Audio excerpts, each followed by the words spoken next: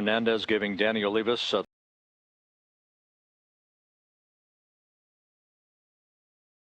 the green light to open up the hatch, the outer hatch on the Quest airlock, the crew lock section of Quest. Meanwhile, Pat Forrester is at the ready to serve as the quarterback of tonight's spacewalk, basically the spacewalk choreographer.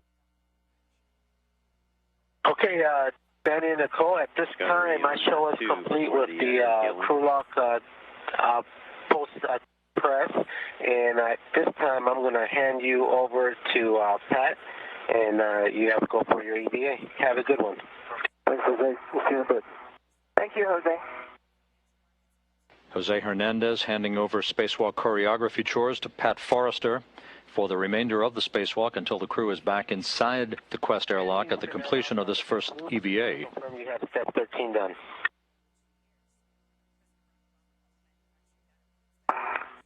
Okay, I'm clear, Nicole. Okay, coming out. And Pat, I can verify I got two handles down. And you'll see as you come out, that's a wire tie on the handrail. Kind of want to avoid that. Okay. Yep. And Nicole Stott moves out of the Quest airlock to begin her first spacewalk.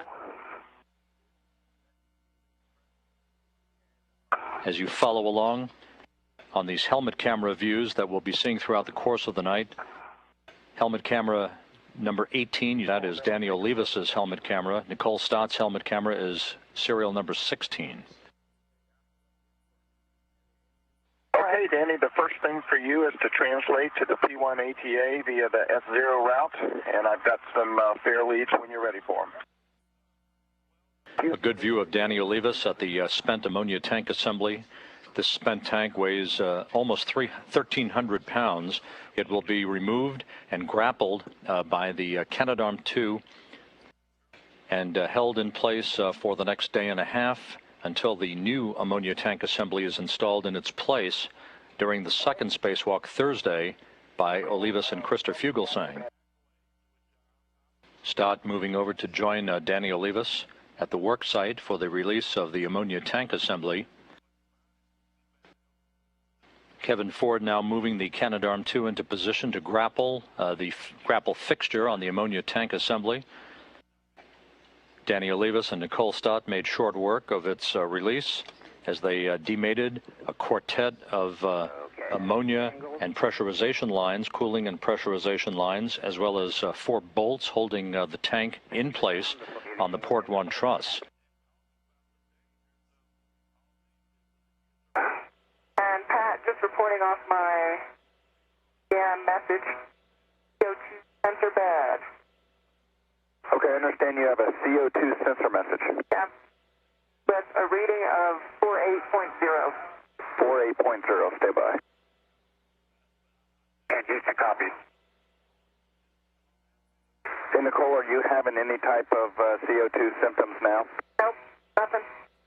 Okay, I think what we're going to do is press on. We'll recognize that that sensor may be bad, and what we'll do is check in with you for CO2 symptoms. If you start to feel something before I ask, please be sure to tell me, and we'll go to a helmet purge valve.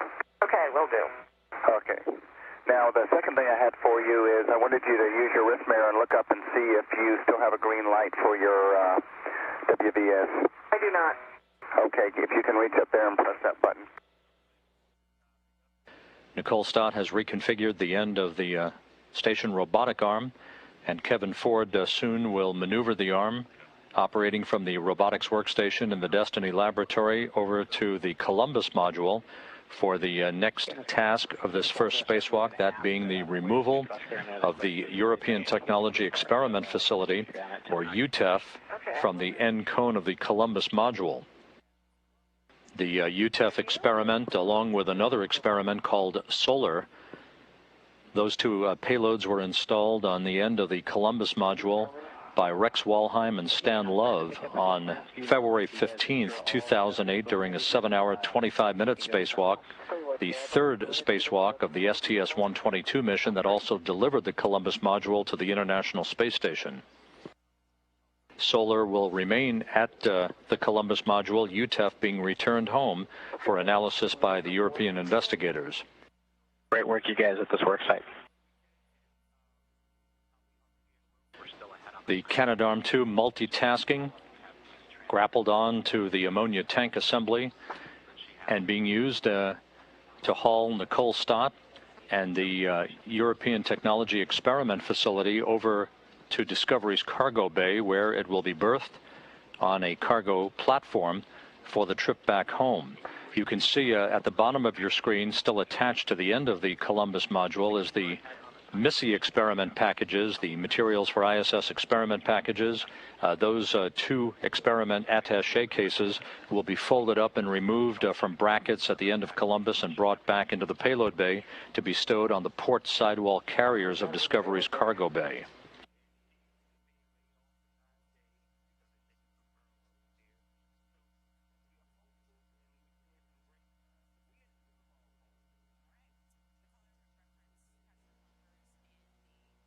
That's good motion. Continue. Continuing. Continue off motion. We're looking at sequential still video now from inside Discovery's cargo bay.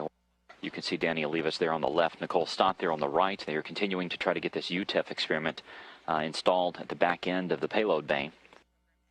What is happening is that they're trying to get this EuTEF experiment bolted down into Discovery's payload bay. There's a single bolt that will hold that experiment into place. It requires 11 turns with a pistol grip tool. Stott is only able to turn it 2 turns. She has tried this twice now and got the same result both times. So the EVA team is taking a look at what could possibly be causing that bolt not to turn all the way. Okay, I got 11 turns. Indicators are out. I do have a low torque indication.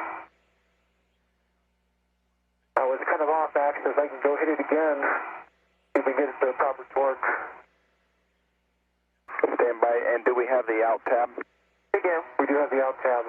Okay, break Houston. Good news, I'm sure you followed. We have 11 turns on this with an out indication. We do have a low torque light on the BTT. Danny reported he was off axis. Would you like for him to retorque it? Yes, Pat, we followed along. Great news, and yes, please go retorque it. Copy. The next major task for both Stott and Olivas is to retrieve the materials ISS experiment. The numbers on them are 6A and 6B. They're basically 2 square plates that have different types of materials that have been exposed to space for about a year and a half. There's about 400 different materials included in this experiment. They're going to come back home at the end of this mission so that scientists can take a look at them and see how the different types of materials have reacted being out in the vacuum of space all that time. Okay, Ted, you are clear to continue with our motion out of the payload bay. Okay, so you're ready to get rid of me, and we'll move forward in the payload bay and then start up in the payload bay. And if you could just keep your eye on it and make sure everything is nice and clear, and then I'll let you know when I get a good clearance view. I will do that. Okay, everything clear the arm, Nicole? I think we have good clearance view. Clear. Thanks a lot. You're welcome. Thank you. Anytime.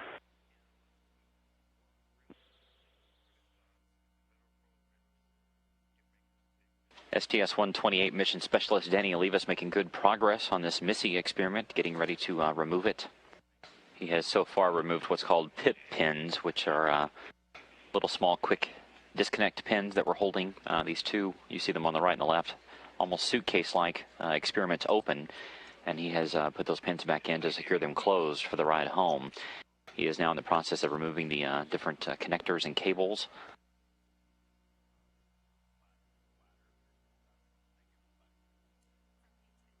As he continues to work on this, Expedition 20 Flight Engineer Nicole Stott is on her way from Discovery's payload bay up to Columbus to help out Olivas through the remainder of this activity. You see Stott there making her way fairly rapidly up the payload bay of Discovery. The vent tech is installed.